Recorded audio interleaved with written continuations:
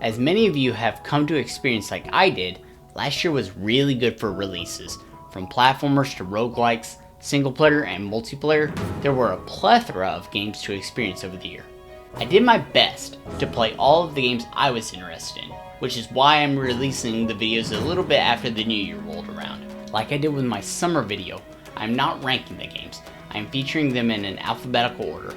Games that are on this video did not make my 10 favorites, so think of this as like my 11 to 20. But that comes with a caveat. In my budget best of 2024 video, I made sure to signify where the games on that list would have landed. And when I did my overview video in November, I said that there would be no crossover. That means I am including some games that may have been outside the top 10 and 20. But 2024 was such a good year for releases, I am fine and content with including extras. The confidence comes from the amount of research I did to determine my favorites. I used the PubMeeple ranking engine to find the best of a self-determined category. Best family game, best for a short session, best value, low brain power games. I know PubMeeple most from my board gaming, but you can use it for a lot of different things like food, toys, movies, and video games. I would add the releases from the year to the site. PubMeeple would put 2 games on my screen. Thinking of the category I was judging, I would select the game that best fit the category, or in some situations, which I preferred. Do that around 200 times and it would provide a list. I averaged out all of the times running the PubMeeple engine on a spreadsheet and that got us our games. If you want to see the data, the link will be in this description for the next video to come out. I know most people are into data and spreadsheets, but some people really want to see all of it, so I'll make it available. But enough talk, let's get to the games. When it comes to a platformer, Animal Well could be seen as basic. To me, that is intentional to make the blob you play as appear as weak among the world that is dangerous. The items you use are basic things like a frisbee, a bubble wand, a yo-yo, or a flute. Where Animal Well exceeds is offering a sense of discovery. In rooms you may have walked through dozens of times may be a secret or 3 hidden for you to discover. You just never know. Even as I was recording the footage, I found something new. But when you encounter that buried treasure, you are rewarded with a feeling of satisfaction that is unmatched.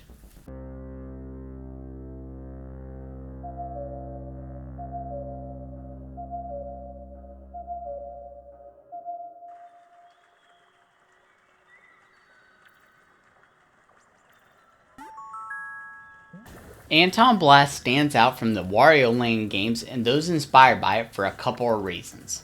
In gameplay, Anton has a massive hammer that he uses to take down enemies. It also lets him bounce off the ground and swing while he runs to increase his speed. Aside from the gameplay, ANTONBLAST thrives from its tone. Anton is the angriest man in games from 2024. He shows rage at everything. And the villain terrorizing Anton, who chuckles with massive smug and glee, is Satan himself. Yet Anton is angrier than he is. Didn't expect the devil himself to flash before your eyes? This isn't a game. I didn't think Pokemon plus dice plus roguelite would be an equation that would work together. But it does so with a few things more than just those 3. The art style is great, providing a cheery mood. Mia, the lead character, does a nice job of wordlessly providing motivation like the anime Ash Ketchum. And without saying, the game feels like it was inspired by Into the Breach. Not in the grid-based sense, but in knowing what your opponents will do. When you roll the dice each turn, it is for you and your opponent. You have to use all your opponent's dice before you re-roll yours. And when you use them, you get to pick when and how they're used. That is where the game shines.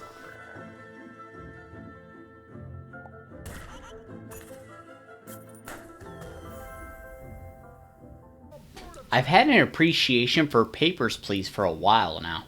Gameplay is simple but offers lots of routes to go around story-wise. Lil Guardsman seeks to replicate that with a much lighter tone, a tool to rewind time to get the outcome you want, and well done art and voice acting. You get invested in the city of the Sprawl and the characters that call or make it home. It's another one from last year that is full of funnies. Tended to be a trend that I gravitated toward, and you'll see more of that coming up. Good afternoon. I am here to pick up my 2 kids from the no-good, stingy lowlife of a father who happens to be my lying, cheating lowlife of an ex-husband, Orlando. His address is there on this incomprehensible, illegible letter my kids sent me. Nine Souls isn't the first 2D Souls-like I have played. I enjoyed Tales of Iron when I streamed it in 2023, I just didn't return to it.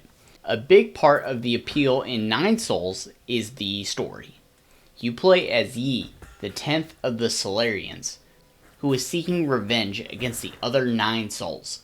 The story is told through animated cutscenes and visuals that stand out with a mix of 3D elements. The lore is deep. If you haven't played in some time like is on display now, you will not succeed. So recording this makes me want to dive back into it. So I am not as bad as I was when I recorded.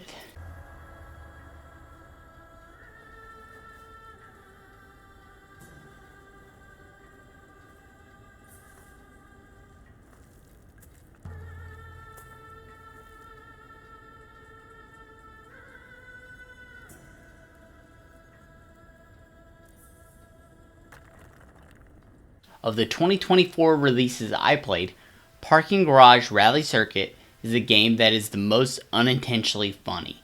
By that, it doesn't have funny characters, witty writing, or well-executed voice performances. The game is funny through the actual gameplay and bizarre things that can happen due to the physics engine. Racing through a full parking garage is one thing. Going up to the second level too fast and ramping over the edge with 2 barrel rolls is a laugh out loud moment. And that happens frequent enough to where I'm expecting a minimum of a laugh a minute. On top of rewarding racing, fun leaderboard chasing, and inclusions of ghosts of those leaderboards races while you're driving makes for a huge arcade racing hit.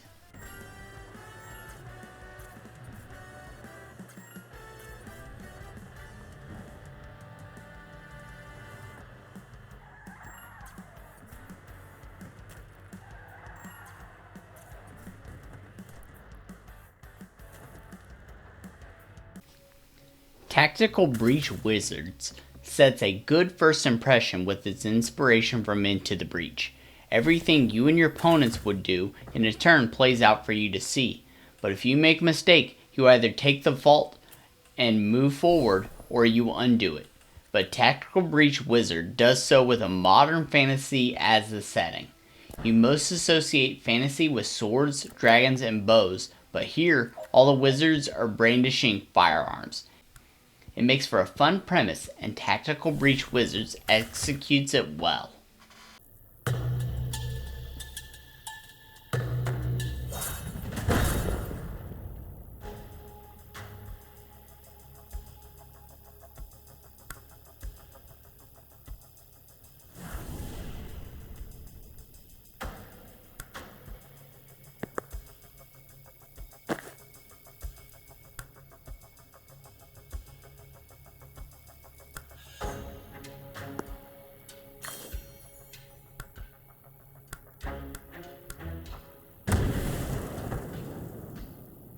Tiny Terry's Turbo Trip works for a few reasons.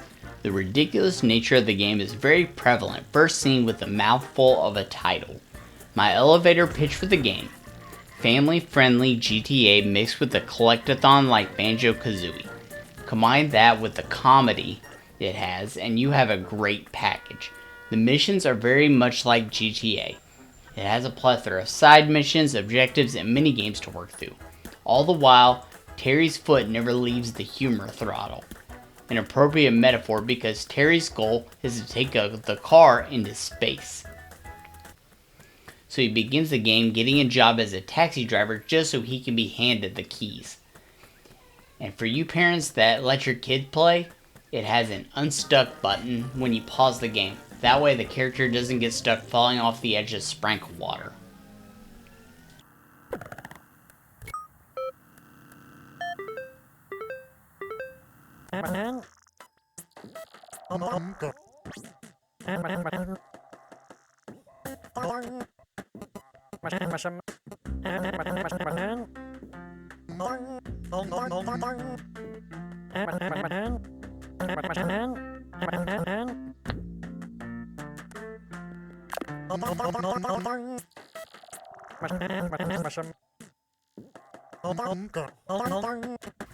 I was skeptical if Turnip Boy Robs a Bank could continue the story from where he committed tax evasion. Not only is it a sequel, it is a complete genre change. The original was a Zelda-like action-adventure game, and Robs a Bank gives the dastardly hero guns in a dual-stick shooter form. After playing for a bit, I still was skeptical, and with it releasing in January, it fell out of my mind. I re-downloaded it and finished the game in about 5 hours. Not only does it do a great job of continuing Turnip Boy's story into the fall of a life of crime, but it's so funny. I mean, the Doug Dimmadome 10-gallon hat is fantastic. Just look at it and imagine playing a large portion of the game wearing its infinitely tall hat. That is just an example of what it offers with laughs, and some even being connected to the first game in the series.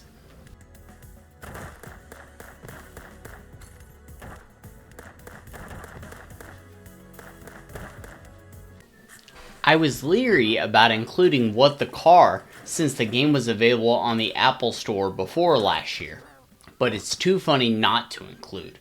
What the Car is so absurd that the first time you show people a car with giraffes for wheels or a car on a rolly office chair, you gotta ask questions like, is it really a game? Filled with cows that need help and want to participate. There are a few games that cause me to laugh as much as some of the games on the list, this one included. And the controls are so simple. Move the car around and one button for gas, or whatever the level requires the car to do. The wackiness and simplicity made me want to either have my grandparents play a bit, or watch their reactions to someone else playing. Fail, pass, high, fail.